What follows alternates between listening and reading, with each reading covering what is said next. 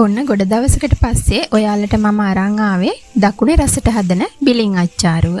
අපි බලමු කොහොමද හදන්නේ කියලා.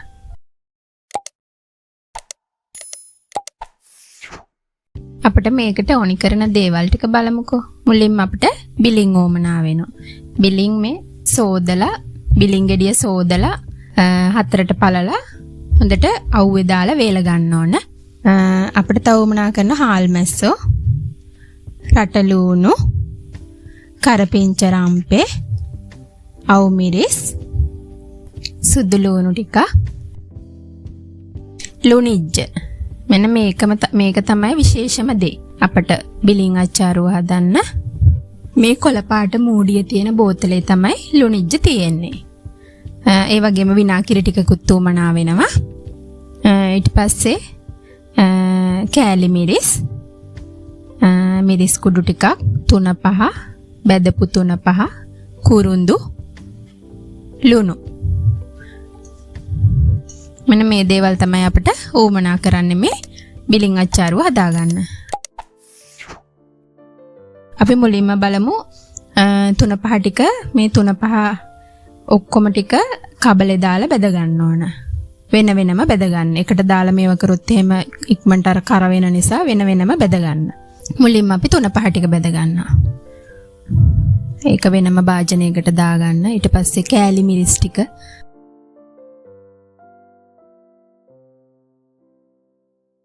බෙදපු 3-5ත් අපි ඒ විදිහටම ටිකක් රත් කළා වගේ ගන්නවා. ඒක කොහොමද බෙදලානේ තියෙන්නේ.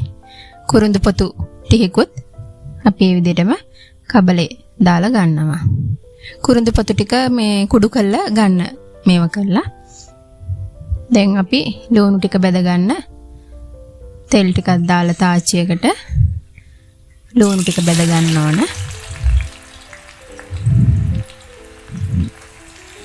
රන්වන් පාට වෙනකම් මේ ලුණු ටික හොඳට බෙද ගන්න ඕන. කර කර ගන්න එපා නැත්තම් තිත්ත රසක් වගේ එනවා. මෙන්න මේ වගේ පාටට ආවහම ලිපෙන් බා ගන්න. මොකද ලිපෙන් එළියට ගත්තාමත් ඒක බැදෙන ප්‍රමාණයක් තියෙන ලුණු ටික. මේ විදියට ලුණු ටික බෙද ගන්න.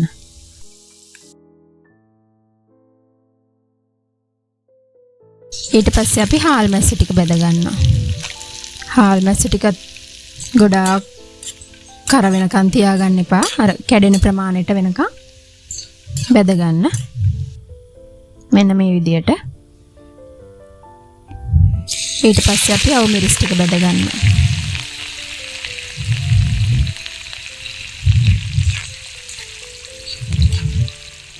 මෙන්න මේ විදියට අවු මිරිස් ටිකත් බෙද ගන්නවා. ඊට පස්සේ අපි සුදු ලුණු ටිකත් බෙද ගන්නවා. මේ සේරම දේවල් තෙලේ බෙද ගන්න ඕන.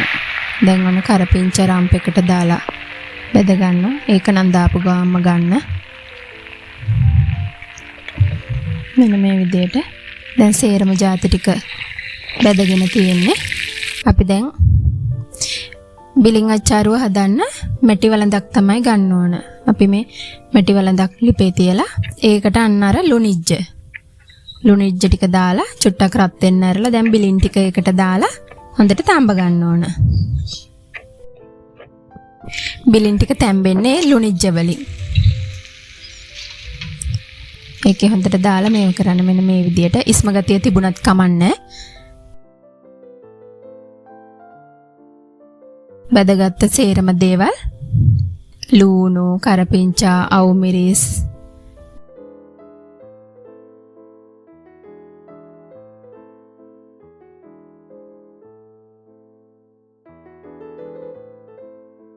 ලුණිජ්ජ වලින් බිලින් ටික දැන් තඹ ගත්තා. ඊට පස්සේ අපි ඒක ලිපෙන් බාලා ඒකට දානවා අර බෙදගත්ත කෑලි මිරිස් 3-5 කුරුඳු පොතු ටික කුඩු කරගෙන බෙදපු 3-5 ඒ ඔක්කොම දාලා කවලම් කරගන්න.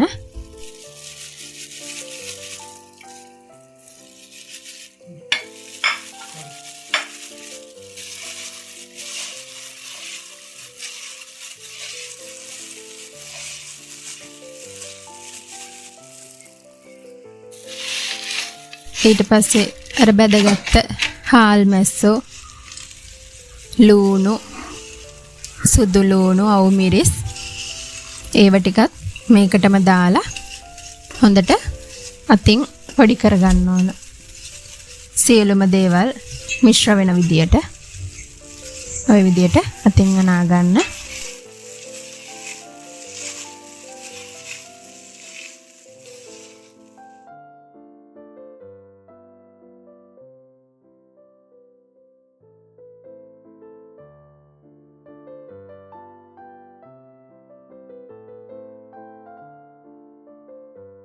මෙන්න මේ විදියට අනාගෙන අපි දැන් ඒකට ලුණු ටිකකුත් එකතු කරගන්නවා. ඒකත් හොඳට කවලම් වෙන්න හොඳට අනා ගන්න ඕන.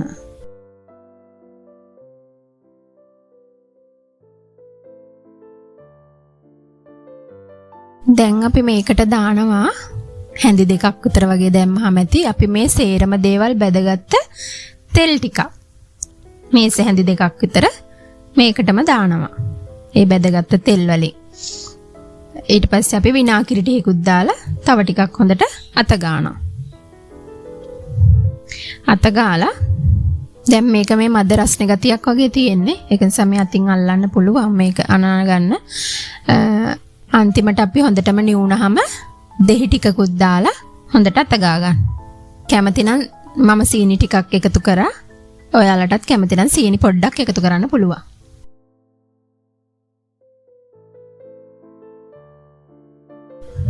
මෙන්න මේ විදියට තමයි බිලින් අච්චාරුව. ඊට පස්සේ ඔක කොහොම තියලා රෙදි කෑල්ලකින් හරි කඩදාසියකින් හරි ගැට ගහලා තියන්න. දවස් දෙකක් විතර ඔහොමම හට්ටියේ තියලා වහලා තියන්න.